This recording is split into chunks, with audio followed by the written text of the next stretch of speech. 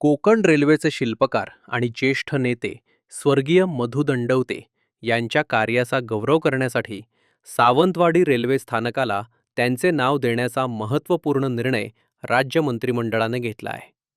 मुख्यमंत्री देवेंद्र फडणवीस यांच्या अध्यक्षतेखाली झालेल्या मंत्रिमंडळ बैठकीत सावंतवाडी रेल्वे स्थानकाचे नामकरण लोकमान्य मधु दंडवते रेल्वे टर्मिनल्स असे करण्यास मंजुरी देण्यात आली. कोकणातील जनतेची अनेक वर्षांपासूनची ही मागणी होती. कोकण रेल्वे प्रकल्पाच्या उभारणीत स्वर्गीय मधु दंडवते यांचे महत्त्वपूर्ण योगदान राहिले असून त्यांच्या स्मरणार्थ स्थानकाला त्यांचे नाव देण्याची मागणी सातत्याने होत होती. राज्य मंत्रिमंडळाच्या मंजुरीनंतर नामकरणाचा प्रस्ताव केंद्र सरकारकडे अंतिम मान्यतेसाठी पाठवण्यात येणार आहे.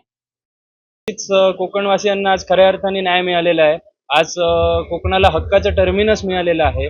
त्यात दंडवते साहेबांच्या ह्या टर्मिनसला नाव देऊन महाराष्ट्र शासनाने एकंदरीत कोकणवासियांना गौरवित केलं आहे. एक सुंदर अशी आदरांजली आज दंडवते साहेबांना मिळालेली आहे.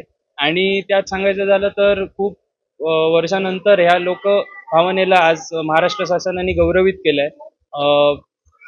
त्यात मी सगळ्यांचे आभार मानतो. महाराष्ट्र शासनाचे जाहीर आभार मानतो. पालकमंत्री खासदार साहेबांचे आभार मानतो.